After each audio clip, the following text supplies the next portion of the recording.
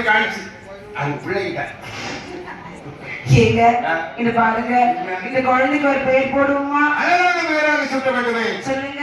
தத்தினுடைய தொழிற்சாலையிலே பரிசாக இந்த குழந்தை கிடைப்பது காரணமாக சரி தாட்சாயணி தாட்சாயணி இல்ல தாட்சாயணி அதாங்க தாட்சாயணி தாட்சாயணி இல்ல தாட்சாயணி. நான் ஒரு பெயர் போட்டுட்டா பார்வதி பார்வதிங்க பார்வதி பார்வதி. எங்க நீங்க போட்ட பேரு தான் புரியவே இல்ல. நீ போட்ட பேரு நல்ல சுத்தமா புரிஞ்சு வச்சியா? பார்வதி பார்வதி பார்வதி பார்வதி. அடா இது பாருங்க இந்த குழந்தை யாருக்கா தாளாட்டட்டுமா? அப்படியா? ஆகட்டும் என்று சொல்லி குழந்தை அருமையாகவே கையெடுத்தாள். இப்படி தாளாட்டுகிறார் வாருங்கள். சித்திரப்பூ சோலையிலே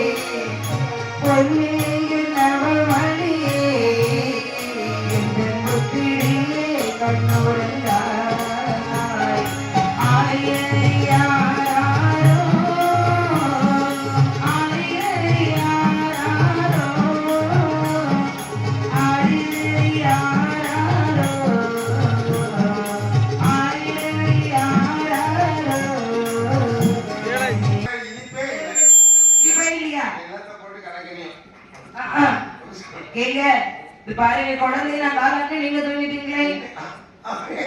ஆமா நான் பிள்ளை பிடிங்க என்று பாருக்கறிவதி பார்வை என்று சொல்லி அருமையாகவே திருநாம பெயரை சுட்டி பழந்தகளே பார்வதியா பார்வதியாய் பார்வதியா வாக்குறுக்கி வார்த்தது போல் வார்த்தது போல் வார்த்தது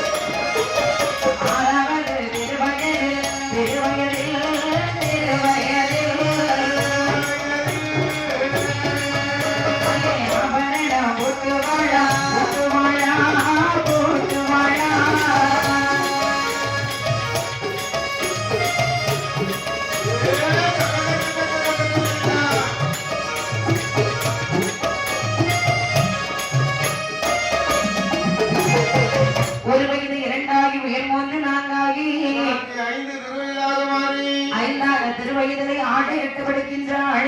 6வது திருவயது வரக்கூடிய வேளையில ஆபரணங்கள் போட்டுகின்றாள்.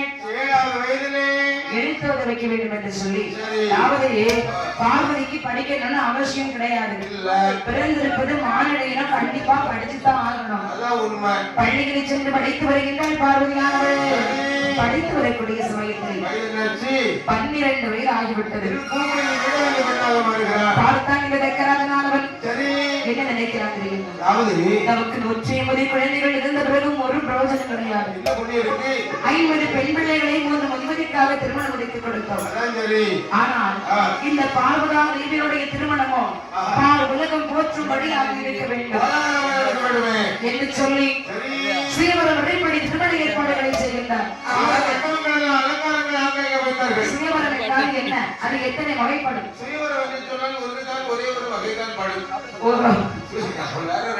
ஸ்ரீவரம்னா என்னன்னு எனக்கு தெரியவே செய்யாது. நம்முடைய பிள்ளை பார்த்தீங்கன்னா அவருடைய மனம் போல மாப்பிள்ளையை தேர்வு செய்யறது. மனம் போல தேர்வு செய்யலாம்னு சொல்றீங்களா? மனம் போல என்ன நினைக்கிறேன்? ஐயோ இவர் பிடிக்கலன்னா அடுத்தவர் தான், அடுத்தவர் பிடிக்கலன்னா அடுத்தவர் தான். ஏன்னு நீங்க சொல்றீங்க? மனம் போல ஒரு யாருக்கு மாப்பிள்ளையை தேர்வு செய்து யாரு கூட பிடிக்கணும் யாரு கூட இருக்கணும்னு ஒரு முடிவு செய்து வாழ நினைச்சுக்கிட்டு இருக்கியோ. ஆமா மனம் போலன்னா நீ நினைக்கிற மாதிரி மனம் போல 7, 8, 10 அந்த மாதிரி மட்டும் மனம் போல இல்ல. உன் மனசுக்கு ஒருத்தனை பிடிச்சிருக்கு பத்தியா? எனக்கு 2 பேரும் பிடிச்சிருக்கு. அது எனக்கு தெரியும் பாத்துக்க. இருந்தாலும் அந்த ஒன்றை டிஸ்மிஸ் தான் பண்ணணும். ஏன்னா இருந்தது ஒரு கத்தியில ஒரு உரையில ஒரு கத்தி தான் வைக்கணும். அப்படியா? நீ நினைக்கிற மாதிரி 2 கத்தி வச்சனால ஒரு நாள் நடக்காது பாத்துக்க. உன் மனதை நீ திருத்திதான் ஆகணும், மாத்திதான் ஆகணும். ஒரு கட்டதான் கொஞ்சம் கொஞ்சமா திருத்திக்கிட்டே இருக்கணும். இங்க திருத்தப்பட அந்த பக்கம் திருத்தணும். சரி ஆகட்டும் என்று சொல்லி ஸ்ரீவரம் முறைப்படி திருமண ஏற்பாடுகளை எல்லாம் செய்கின்றார் இந்த தக்கராஜன். எல்லா நாட்டு மன்னர்களும் யானைகளை வருபவர்களும் பல்லாக்கில் வருபவர்களும் நடந்து வரவங்களும் பண்டார கூட்டத்திலே பாதி பேர் அதில் வந்து உட்கார்றாங்க. குடிமார்கள் கூட்டத்திலே பாதி பேர் இங்க வந்து உட்கார்றாங்க. மன்னர்கள் கூட்டத்திலே பாதி பேர் அங்க போய் உட்கார்றாங்க.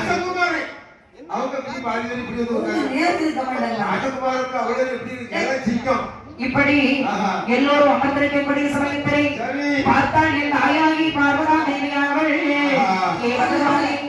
என் தகப்பன் தக்கராஜனோ திருமணத்திற்கு வேண்டி அனைத்து ஏற்பாடுகளையும் செய்துவிட்டாய்.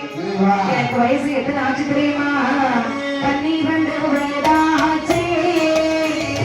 பரமசிவாறு இல்லையோ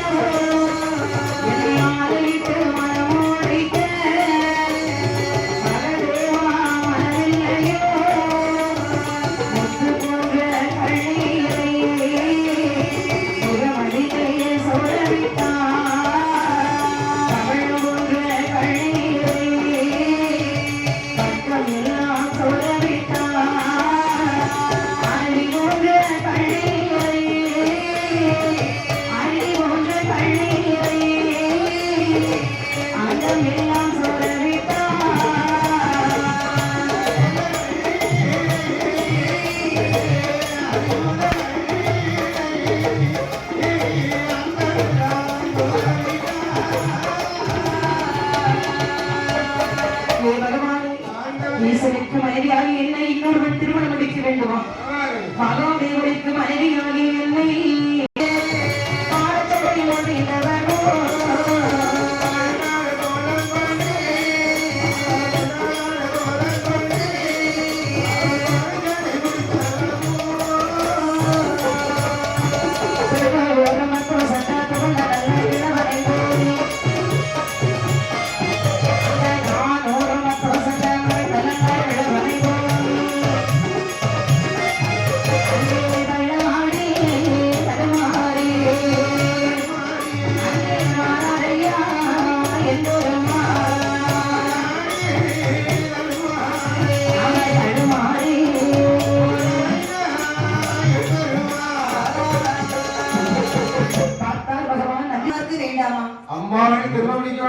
அவளுக்கு மட்டும் ரகசிய காட்சி கொடுத்து திருமணம் முடிக்க போகிறேன். அப்படியா?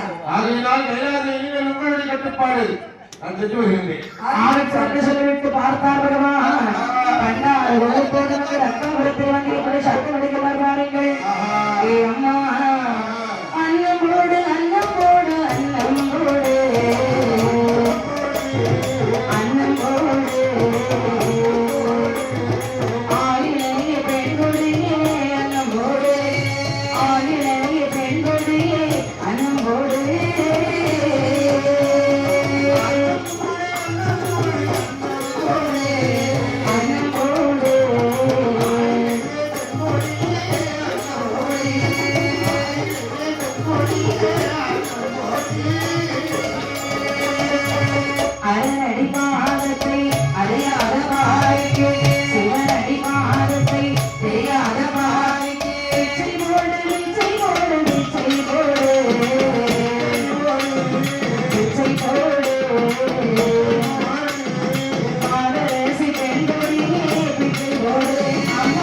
பகை செய்வோடு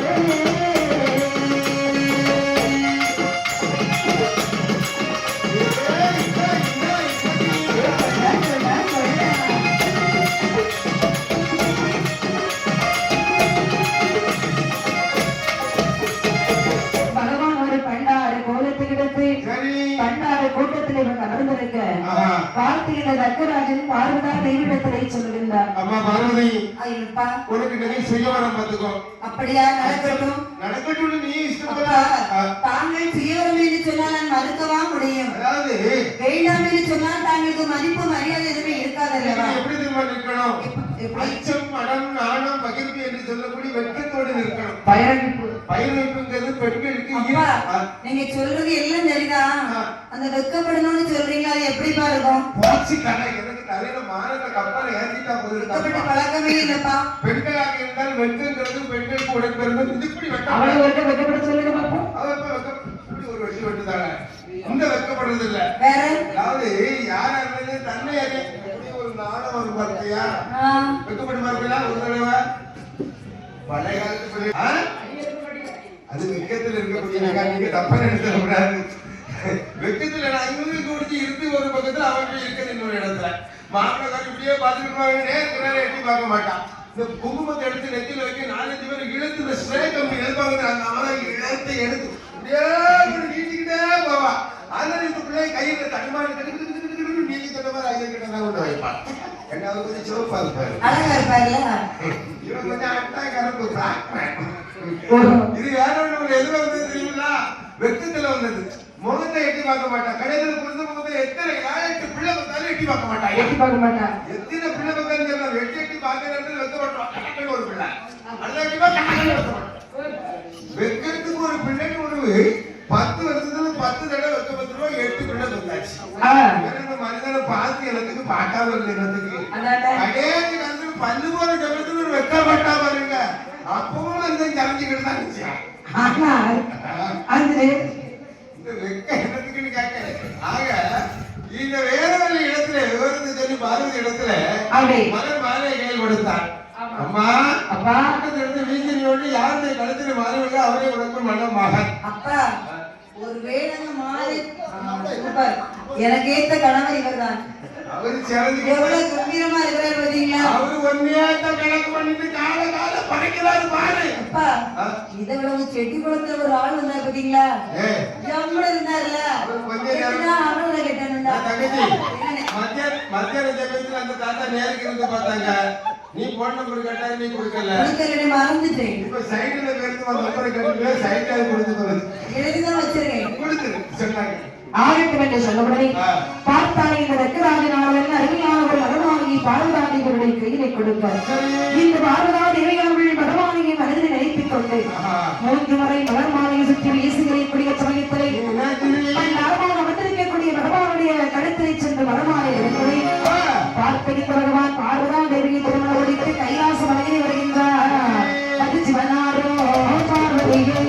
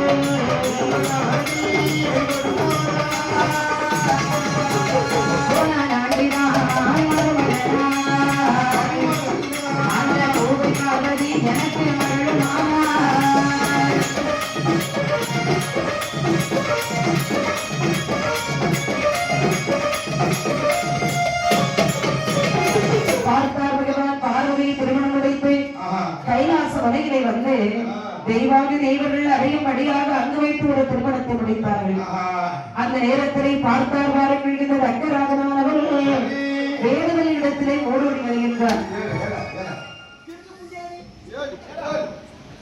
வேதவழி இடத்திலே ஓடோடி வருகின்றார் இந்த ரங்கராஜனானவர். சுவாமி மகள் மருமகனோடு சென்று விட்டார்.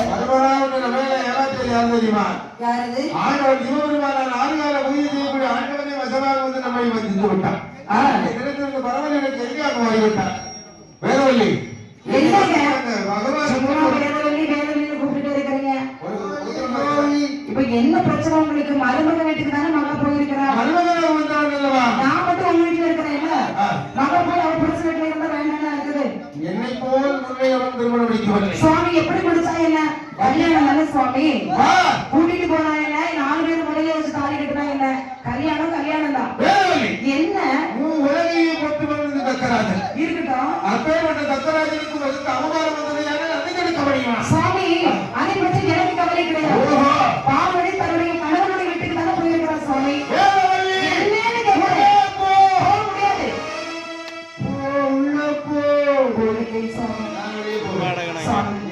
தாங்கள் வார்த்தைக்கு நான் மறுவார்த்தை என்றாவது பேசியிருக்கின்றேன்.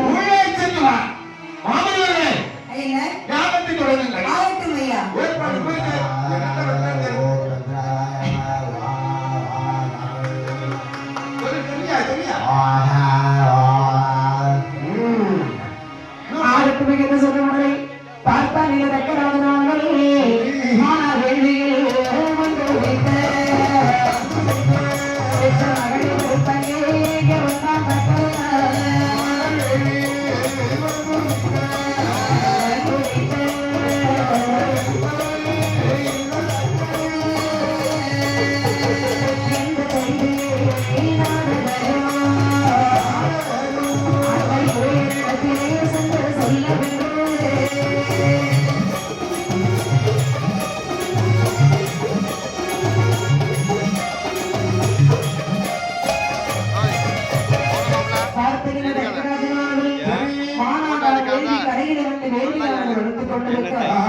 இதை அறிந்த நாரதர் எப்படியாவது பகவானிடத்திலே சொல்ல வேண்டும் என்று சொல்லி கைலாச மலையிலே வந்துகிறோம்.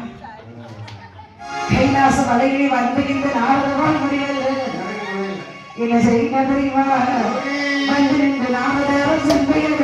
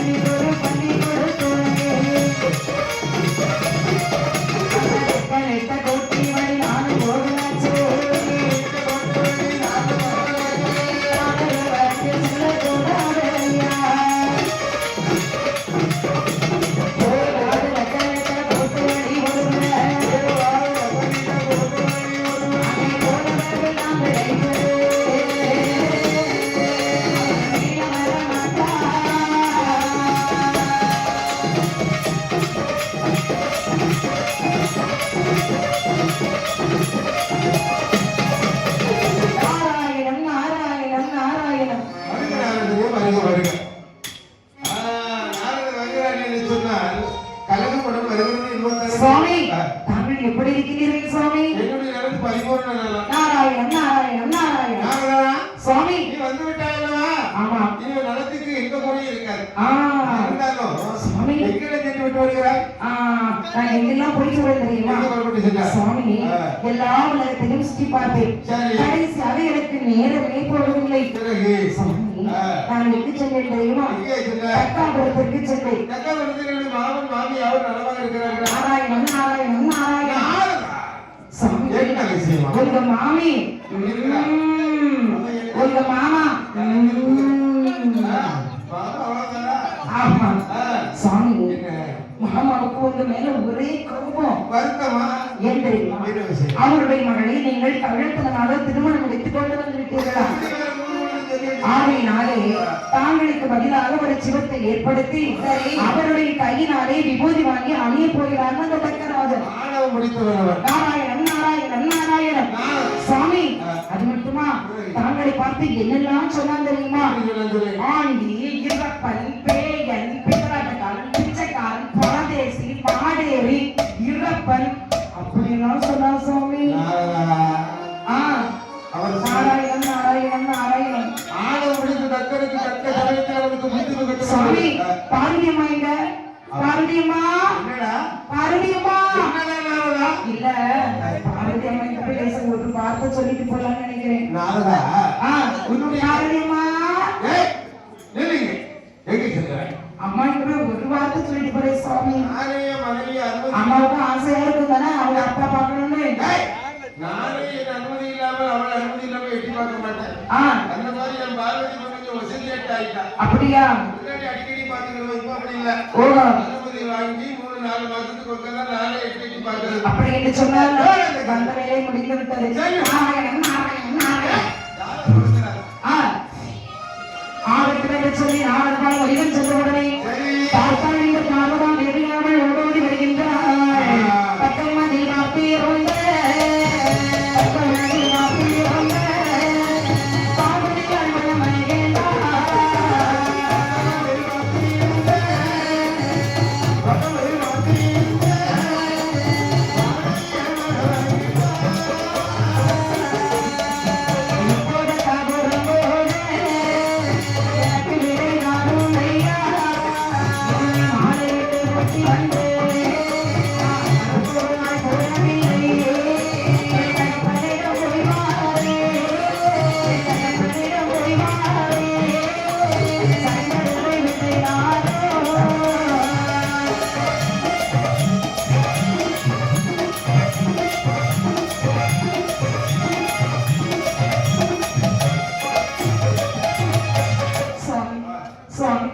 நாரத வழிமுறையும் சொல்லி தாங்கள் நம்ப வேண்டாம் சுவாமி. சுவாமி இந்த தாங்கள் மாலையிட்டு கூட்டி வந்து என்னை மறுத்திருந்தால் தாங்கள் தக்காபுரி அழைத்து செல்லவே இல்லையே சுவாமி. இன்று என்னுடைய தாயும் தகப்பனையும் பார்க்க வேண்டும் என்று எனக்கு ஆசையாக இருக்கின்றது. இன்று ஒரு நாள் மட்டும் என்னுடைய தாயும் தகப்பனையும் பார்ப்பதற்கு என்னை அழைத்து செல்கிறீர்களா? என்னை மதிக்கக்கூடிய தக்கராஜன் என்னை மதியாமல் ராமன் யாகத்தை செய்து கொண்டிருக்கிறாங்க. அந்த யாகத்திற்கு என் மனைவி பார்வதியை நீ செல்வது அதற்கு நான் உனக்கு அனுமதி கொடுப்பதா? இன்று ஒரு நாள் மட்டும் போய் வருகின்றேன் சுவாமி. நீ சென்றால் உன்னுடைய தாய் தகப்பன் நிச்சயமாக இருந்துருவார். போகாதே பார்வதியே பார்வதியே அந்த பொல்லாத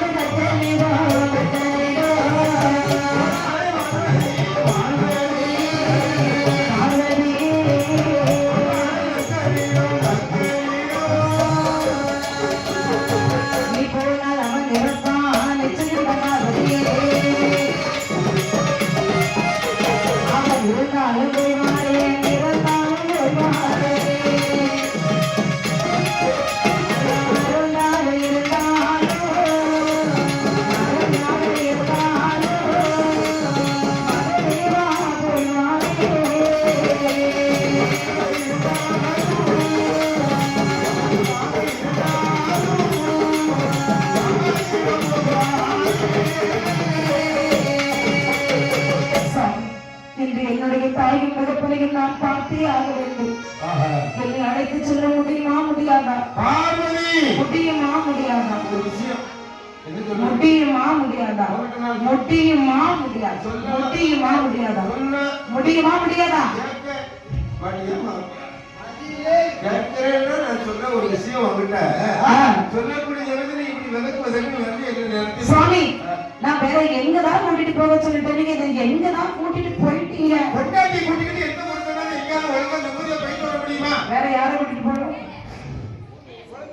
பொண்டாட்டினாலே எப்படி தெரியுமா? எப்படி? உடனே இருந்து கொல்லக்கூடிய ஒரு வியாதி. அப்ப ஏன் கல்யாணம் பண்ணீங்க? அது ஏதோ ஊர் மக்களுக்காக ஒரு சம்பிரதாயம், ஒரு விஷயம் இருக்கு இல்லையா? உங்களுக்கு வாட்டுக்கு நாங்க ஊர்தான். அப்படி எல்லாம் ஒண்ணும் கிடையாது.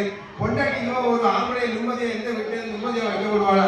நீங்க மட்டும் நாக்குபடியா மாடா உழைச்சி ஓடா தெரிஞ்சு ரத்தத்தை எல்லாம் வேறவையா செஞ்சு சிந்தக்கூடிய ரத்தத்துல காசாட்டு மாத்தி கொண்டு வந்து கொடுத்தோம். உங்க ராணி மாதிரி உட்கார வைக்கக்கூடிய ஒரு வேலைக்கார. ஓஹோ, நாங்க உங்களை விலைக்கு தானே வாங்கி வச்சிருக்கோம். அப்படியா யார் வீட்லயே பிறந்தீங்க, எங்கே இருந்தீங்க, அங்கே சாப்பாட்டுக்கு கூட வழி இருந்தா என்னமோ தெரியல. உங்களை எல்லாம் கள்ளக்குறிச்சி கூட்டிட்டு போயிருக்கணும். இங்க வந்து என்ன சாப்பாடு, மாப்பிள்ளை வீட்டுல வந்து சாப்பிட்டு சாப்பிட்டு சாப்பிட்டு ஒண்ணு குட்டு குடுக்க மாதிரி நீங்கி போயிட்டே இருக்கு. ஆரம்பத்துல பார்த்தா போட்டா ஒரு மாதிரி இருக்கு, 2 வருஷம் கழிச்சு பார்த்தா பிள்ளை வேற மாதிரி டிசைன்ல மாறி போச்சு.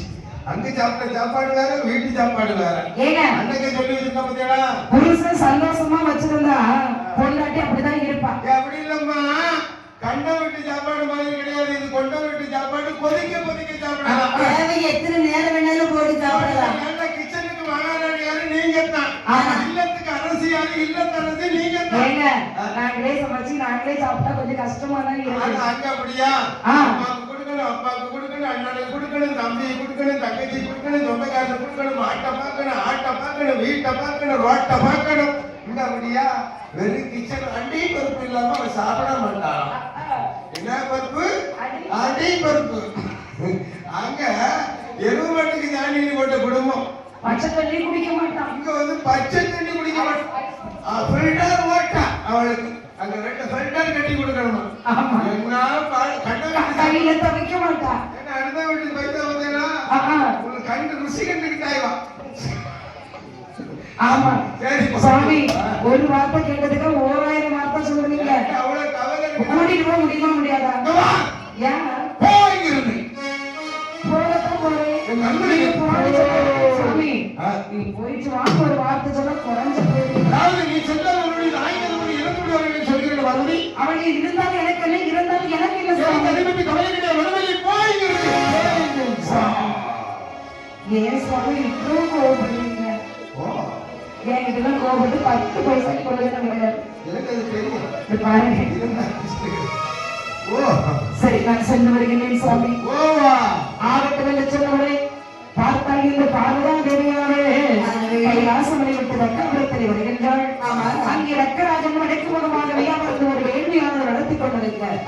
பார்த்தால் இந்த பார்வதான் தேவியார்கள் வடக்கு வந்தாள் பார்வதி, வடக்கு தெற்கு விதமானார். தெற்கே வந்தாள் பார்வதி, திரும்பி கொண்டான் மேற்கு முகம்.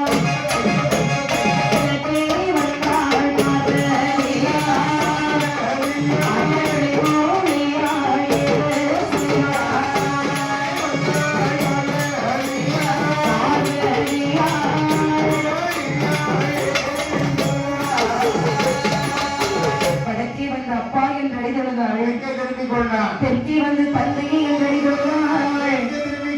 நாலுபுறமாகவே வந்து அப்பா அப்பா நான் செய்தது தப்பப்பா என் நடைபெறுதால் பாருங்கள். மற்ற மதிவார்கள் எல்லாம் சொல்லுகிறார்கள். உமது மகள் பார்வதி வந்திருக்கின்றார் அல்லவா? எனக்கு இவள் மகள்